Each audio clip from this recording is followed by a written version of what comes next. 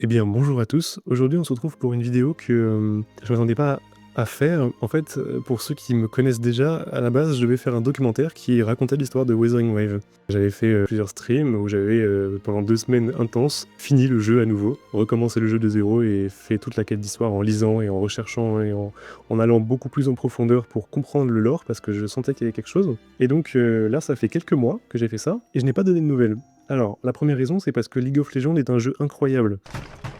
Et la deuxième raison, c'est parce que j'ai beaucoup moins joué, en fait, et pour une raison, et j'aimerais bien vous en parler aujourd'hui. Je veux pas non plus descendre le jeu, le but c'est pas de dire que l'histoire est nulle à chier, pas du tout, au contraire même, mais j'aimerais bien montrer les côtés un peu plus complexes de l'histoire et les petites problématiques qu'on a en tant que plutôt fan. Ouais, je me considère comme fan de l'histoire de Wuthering Wave, et donc voilà, on va voir quels sont les problèmes qu'on rencontre quand on est fan de l'histoire de Wuthering Wave.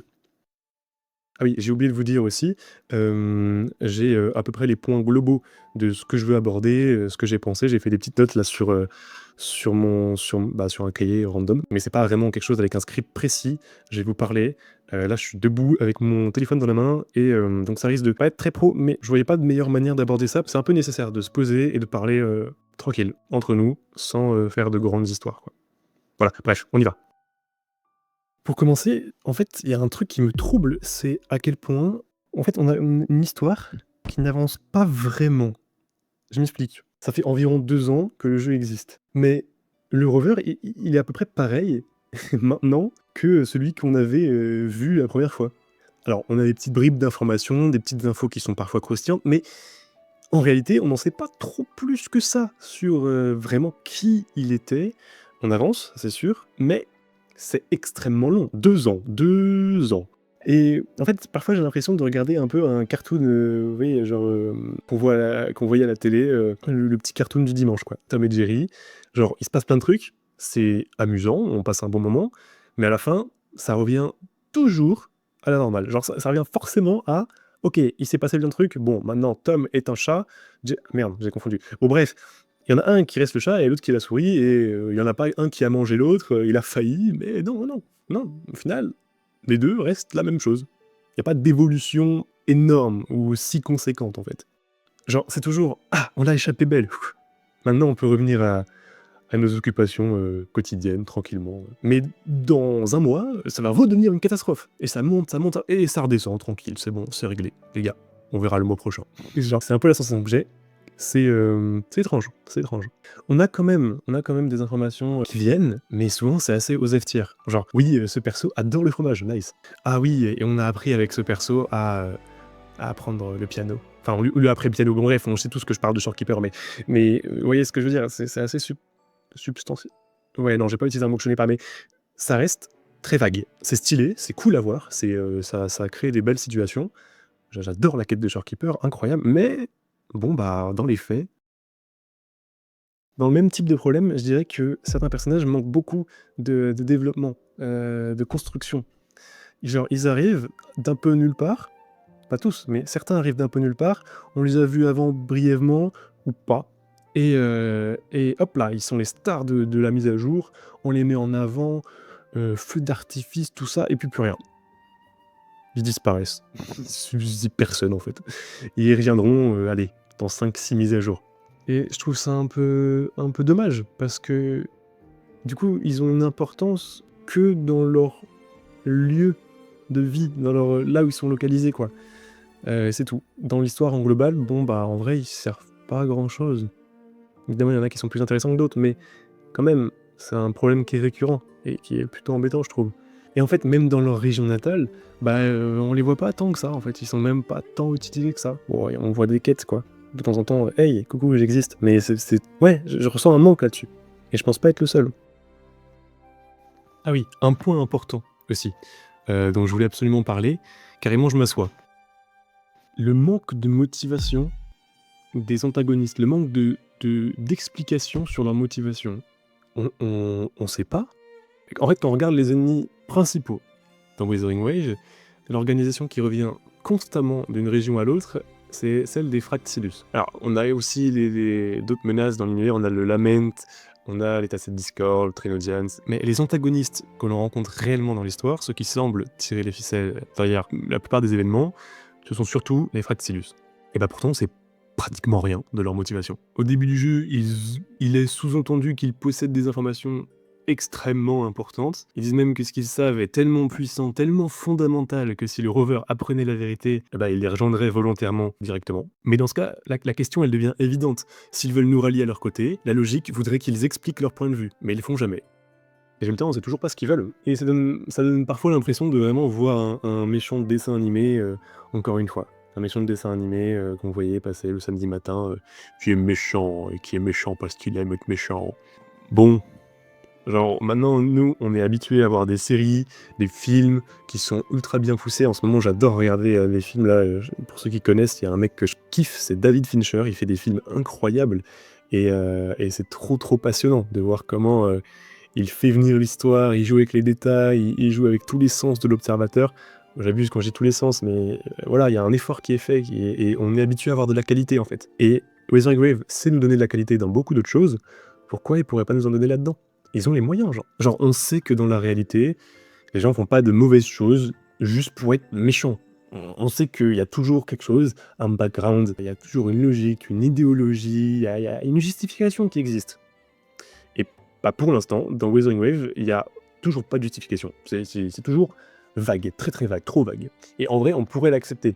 Genre, l'histoire garde le mystère pendant un petit moment, et on dit, bon bah vous comprendrez plus tard. Mais ça devient un peu lassant. Genre, si ça repousse constamment la révélation, et que tout le temps c'est oui, bah t'inquiète plus tard. Bah ça finit par devenir un peu prévisible, un peu lassant, et beaucoup trop répétitif, quoi. Et ça révèle peut-être une limite dans l'écriture, dans la manière dont l'histoire a été construite. Celle d'un récit qui continue indéfiniment, sans que l'organisation antagoniste, ses membres ou leurs objectifs aient été planifiés de manière claire dès le départ. Et pourtant c'est dommage parce que ça existe déjà, genre on a plein, comme j'ai dit tout à l'heure, il y a plein d'animés, plein de séries longues avec des centaines d'épisodes où il y a des antagonistes qui arrivent et leurs actions, elles restent liées entre elles par une logique. Il y a toujours quelque chose. Et même si on n'est pas d'accord avec la motivation, on comprend pourquoi ils agissent comme ça. Là, on n'a pas. Donc les méchants sont stylés, les méchants font de grandes choses, mais pourquoi? Bah, on aimerait vraiment bien savoir, et je trouve que c'est vraiment un truc qui revient souvent, où quand quelqu'un me dit « Ok, l'histoire est cool, t'es passionné par l'histoire, parle-moi des antagonistes. » Bah écoute, lui il fait ça, lui il fait ça, lui il fait ça, et souvent on a des raisons qui sont liées à le personnage, qui sont liées au personnage en question, mais l'organisation globale, c'est très limité. Et un autre point que j'aimerais mentionner dans l'histoire, c'est le manque de conséquences. Ce que je veux dire par là, c'est qu'il y a un manque d'enjeux réels. Dans beaucoup d'histoires, les événements ont des conséquences importantes. Un personnage, il va mourir, il va être gravement blessé, il va avoir il y a un truc majeur qui va changer le monde, genre, ce genre de choses. Mais dans Weathering Wave, quand on affronte un membre des Fraxilus, la scène, elle va se terminer souvent d'un truc assez léger, beaucoup trop léger. Ah, vous m'avez battu, bah GG les gars, à la prochaine. Et voilà. Et l'histoire, elle continue tranquillement, simplement. Genre, c'est presque comme si le combat n'avait jamais eu lieu. On affronte Hécate dans le chapitre 2, acte 3. Et bah, après cela, il n'y a presque aucune trace ou conséquence visible de ce combat. Et c'est comme si cet affrontement n'avait pas vraiment changé la situation. Il y a Scar aussi. Et pareil, encore pas beaucoup de conséquences. Quoique, après Scar, il y a quand même un moment où le jeu le retire pendant un moment.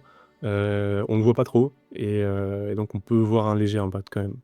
Mais globalement, il n'y a pas vraiment de permanence dans les événements. Et ce problème, il ne concerne pas que les antagonistes. Il y a aussi pour les personnages du côté des héros, les personnages qu'on joue, ou qu'on peut incarner, quoi. Il y a un autre point qui s'inscrit directement dans cette idée de manque de conséquences, c'est le niveau de puissance des personnages. Et que ce soit les héros ou les antagonistes, ils sont beaucoup trop puissants. Le personnage principal est présenté comme tellement puissant qu'il peut pratiquement tout faire. Et c'est pas forcément un problème en soi. Dans beaucoup d'histoires, le protagoniste, il possède des capacités exceptionnelles, et tout va bien. Mais le problème, c'est que c'est pas le seul. Par exemple, un personnage comme Galbrena est tellement forte que dans une scène, elle se fait littéralement poignarder dans l'abdomen, elle retire l'arme, la laisse tomber par terre, et continue comme si de rien n'était. Elle ne boite pas, elle n'a pas l'air blessée, elle est juste là, tranquille. Et ce genre de choses, ça réduit énormément la tension dramatique. Un autre exemple, Frolova. D'après son lore, elle ne peut pratiquement pas mourir réellement. Donc là encore, ça rend le danger beaucoup moins crédible. Et puis, dans un autre registre, Mais dans un tout autre registre, on a Cristoforo. Le perso est tellement broken, il est pratiquement un ennemi. En fait, c'est un ennemi au pouvoir illimité. Il a arrêté l'attaque de la sentinelle trénodienne de Cartessia, le grand slash énorme. Je sais pas si vous vous souvenez de la cinématique, mais c'était insane. Il a bloqué des balles, il a créé d'immenses sonosphères, il a effacé des gens de la réalité, il a créé des personnes aussi, ouais. Et il a fait apparaître des trucs dans le monde réel, quoi. Des choses qui n'existaient pas dans le monde, il a fait apparaître des objets. Donc, on peut difficilement faire pire en termes de puissance.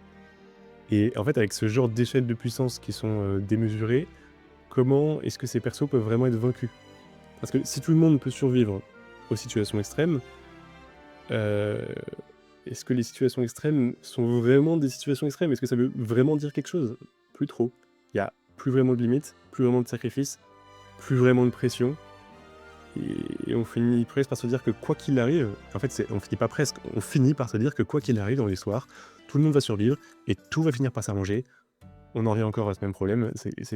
Tout va bien dans le meilleur des mondes, quoi qu'il arrive à la fin, on le sait, donc on ne panique pas et il n'y a pas trop de tension. On sourit un peu dans. Enfin, moi, je me prends en tout cas, je sais pas vous, mais je me prends souvent à avoir un petit sourire en coin quand je vois qu'ils font un truc en mode oh, qu'est-ce qui va se passer? Est-ce qu'il va mourir? On sait que non. Enfin, en tout cas, à chaque fois, ça a été ça. Parce que dans les comics, dans les animés, et on en revient encore à ça parce que c'est clairement des inspirations pour ce type de jeu. Et bah, dans ces comics ou animés, c'est pas toujours le cas. Et ce genre de truc, ça crée des enjeux narratifs. Dans ces univers, il y a certains personnages importants qui peuvent disparaître après une défaite. Il y a des gens qui meurent. Et je demande pas forcément à ce que le mec meure dans un bain de sang et qu'il y ait des organes partout. Je sais que c'est Peggy 12, mais il peut disparaître. C'est possible de faire en sorte que on fasse comprendre aux gens matures que la personne est morte et aux gens moins matures que la personne a disparu. On peut jouer là-dessus. Ils le font déjà dans ces comics et dans ces mangas. Ça devient fatigant, je déblatère. Mais je trouve ça vraiment important en fait. C'est faisable, c'est possible à faire.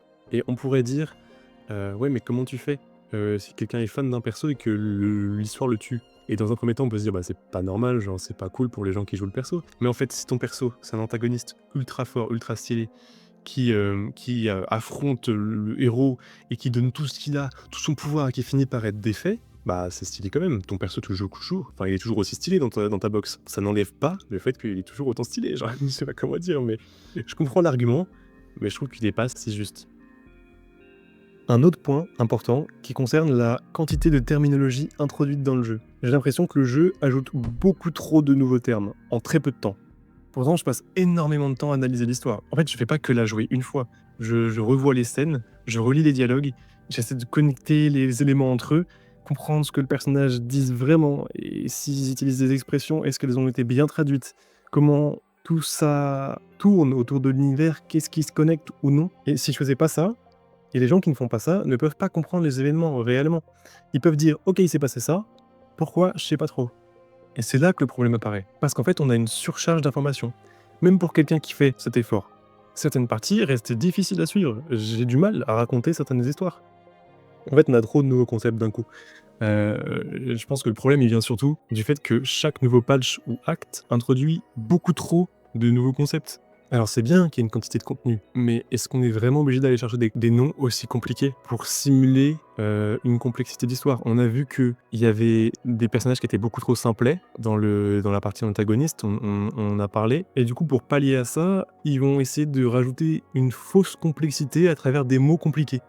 Et c'est pas la bonne manière, je pense. Je pense que c'est même une très mauvaise idée. Il faudrait bosser un peu plus le scénario, et ce que je propose, en tout cas ce que les autres proposent et qui marche, dans les films ou les séries, c'est d'introduire un personnage qui pose des questions. Bon alors là maintenant on pense tous à Paimon, c'est pas la bonne chose à faire, insupportable, on n'en peut plus. Mais là, on a le rover qui est amnésique. Est-ce que c'est pas broken en fait comme solution? Il faudrait qu'il pose beaucoup plus de questions, il le fait, récemment il l'a fait. Sauf que le problème, la réponse, elle a amené plein de nouveaux termes. En fait, il devrait vraiment poser les questions. Qu'est-ce que c'est? Pourquoi? Comment ça fonctionne? Parce que lui ne sait pas et nous non plus. Donc c'est vraiment gagnant-gagnant. Mais aujourd'hui, le jeu ne le fait pas suffisamment. Il introduit des concepts comme si le joueur était censé les comprendre, parce que eux, ceux qui l'écrivent, le comprennent, donc imagine que nous, qui le lisons, le comprendrons. Et c'est ce qui crée cette impression de confusion chez beaucoup trop de joueurs. Ok, alors, Encore un autre problème, c'est la mise en scène. Il y a un manque de poids dans les révélations. Je me souviens très bien d'un moment dans l'acte 11, il y a une discussion avec Cartessia et Calbrena, et à ce moment-là, ils révèlent quelque chose qui est censé être un énorme retournement de situation dans l'histoire. Mais la manière dont c'est présenté, ça donne l'impression que c'est rien de spécial. Il n'y a aucune emphase. En fait, l'information révélée, c'est que le Trinodian auquel on fait face est en réalité un Trinodian artificiel. Et ça, c'est une info majeure. Et pourtant, elle est présentée comme si c'était une discussion banale. Il n'y a pas de mise en scène particulière. Il n'y a pas de musique marquante. Il n'y a pas de caméra dynamique. Il n'y a pas de réaction des personnages. Il n'y a pas d'expression, de surprise, de quoi que ce soit. C'est juste deux personnages qui parlent sur un fond statique. Résultat, quand on entend, ou plutôt lit cette information pour la première fois, on peut complètement la rater. C'est même plus facile de la rater. Perso, la première fois que je l'ai vu, je me suis demandé qu'est-ce que c'était, quand ça avait été dit, d'où ça sortait. Ça sortait de nulle part. J'ai l'impression que ça avait forcément été introduit avant, de manière grandiose, et que j'étais complètement con, que j'avais tout raté. Mais non, c'était la première fois que c'était introduit. Et je pense que je suis pas le seul à avoir raté l'info. On va faire une comparaison avec une bonne mise en scène. Une mise en scène simple, mais bonne. Ok, vous imaginez un personnage qui court. Et là, il y a un objet qui tombe de sa poche. Donc, la caméra zoome dessus et suit l'objet pendant qu'il roule. Tout est fait pour te faire comprendre que l'objet est important, que tu dois t'en souvenir. C'est aussi simple que ça. Dans Wuthering Waves, ce travail, il n'est pas fait. En tout cas, pas du tout assez.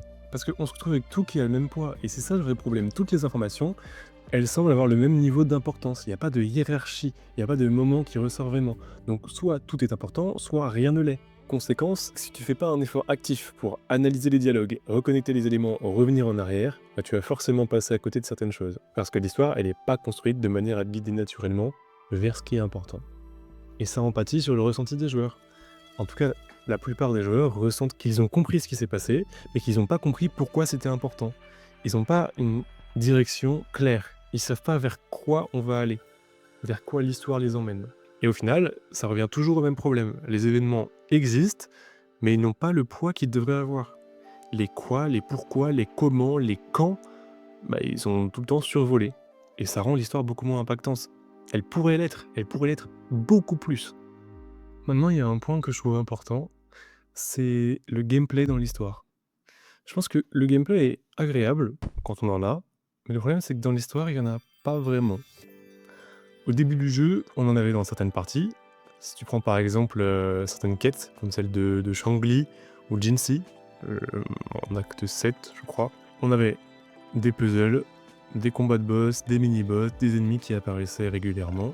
Mais j'ai l'impression que parfois le jeu oublie complètement ça. Genre, on a passé du temps à build nos personnages, améliorer nos armes, choisir des teams qui fonctionnent bien ensemble. Et même quand le jeu nous impose des personnages avec des stats fixes, ça reste une des raisons principales pour lesquelles on joue. On joue pour utiliser les personnages qu'on a, utiliser leurs compétences, résoudre des puzzles, des petites énigmes, explorer le monde, découvrir les paysages, trouver des coffres, des récompenses, etc. Mais à la place, on a souvent, tiens, un peu d'histoire, encore un peu d'histoire. Si tu veux, je peux te donner encore un petit peu d'histoire. Si tu y tiens vraiment, j'ai encore un tout petit peu d'histoire dans mon sac. Et allez, encore un petit peu d'histoire parce qu'on est généreux. Et des cinématiques. En fait, on veut aussi jouer. Donc si on se tape histoire, cinématique, personnage d'essai, histoire, cinématique, personnage d'essai, c'est pas top. J'ai l'impression qu'on peut quasiment jamais jouer nos persos dans les quêtes d'histoire. Et c'est dommage. Et j'ai vraiment pas l'impression d'être le seul à le penser. On devrait avoir plus de gameplay directement implémenté dans l'histoire. Quelque chose de plus interactif. On voit qu'ils font beaucoup d'efforts d'ailleurs. Dans la mise en scène, ils testent des choses en tout cas. Parfois c'est un peu maladroit, on voit le truc venir, mais je vois qu'ils font des efforts, donc je pense que c'est pas impossible d'espérer qu'ils comprennent que non, c'est pas un problème uniquement de mise en scène, mais aussi de gameplay intégré à la mise en scène. Franchement, je leur fais confiance. Et quand on met tout ensemble, tout ce qu'on a dit auparavant, la progression de l'histoire principale, le développement des personnages, le manque de motivation des antagonistes, le manque de profondeur, le manque de conséquences, le manque de poids dans les moments importants, etc., tout s'accumule avec le temps. Et c'est un impact global. Ça donne une impression qui est simple, l'histoire n'est pas aussi bonne qu'elle pourrait l'être. Et je pense que c'est important d'en parler. Parce que l'objectif, ce n'est pas de dire que l'histoire est mauvaise, c'est de dire qu'elle pourrait être bien meilleure avec certains ajustements. Je pense que les développeurs veulent créer un produit que les joueurs apprécient. Et tant que ça ne les empêche pas de réussir, exprimer leur créativité et gagner leur vie, il n'y a pas de raison pour laquelle il ne pourrait pas améliorer ces aspects. Mais bon, dites-moi ce que vous en pensez. Peut-être que je me trompe. J'ai quand même l'impression d'être plutôt juste sur ces points. Peut-être que je mets un peu trop de moi-même dans certains points. Je me suis réécouté tout à l'heure pour corriger certaines phrases. Et ouais, parfois j'y vais pas trop de main morte. Mais vraiment, je n'attaque pas le jeu. J'aime le jeu. Et quand on aime quelque chose, ben, on est parfois un peu plus exigeant avec. Et oui, désolé si j'ai pas donné des exemples pour absolument tous les points. Il y en a beaucoup trop. En fait, c'est surtout à chaud. C'est pour ça que je me rends compte, je me répète beaucoup. Donc voilà, pour conclure cette vidéo, je dirais que un bon point quand même, c'est que chaque acte donne vraiment l'impression d'être complet en lui-même. Comme une histoire qui commence et qui se termine. Et ça, c'est quelque chose que j'apprécie. Et je pense que c'est pas si facile à faire. Il n'y a pas beaucoup de gacha qui arrivent à faire ça. Donc franchement, j'aime bien l'idée. Et que chaque acte soit une sorte d'arc narratif indépendant, c'est vraiment stylé. Et en même temps, j'ai l'impression que ça ne mène pas assez vers la suite. Comme ça se termine, l'inconvénient, c'est que ça ne donne pas vraiment une direction claire vers ce qui vient après. Et je pense qu'il manque un lien fort entre les actes. Je pense que c'est une bonne idée d'avoir fait ça, mais je pense que ça n'est pas incompatible avec le fait de rajouter un léger élément qui, juste au minimum, tease la suite. Bref, voilà, je pense avoir tout dit. N'hésitez pas à me dire ce que vous en pensez, si vous pensez que parfois je dis n'importe quoi, ou au contraire que vous êtes plutôt d'accord. Moi, ça m'intéresse pas mal. Je peux passer des heures à parler de ça, donc n'hésitez pas. C'est plus pour vous, faites attention. Ça risque d'être trop long. Si vous voulez, je pense refaire des vidéos. Je sais pas à quel rythme, parce que si l'addiction à League of Legends reprend, eh ben, je vais disparaître encore.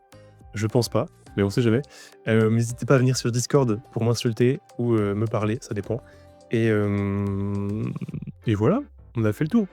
Ouais, venez sur Discord, je vais peut-être faire des lives, je vais peut-être faire un site d'ailleurs en rapport avec WoW, et il y a sûrement des vidéos qui vont venir. Bref, passez une bonne journée ou bonne soirée, et à bientôt.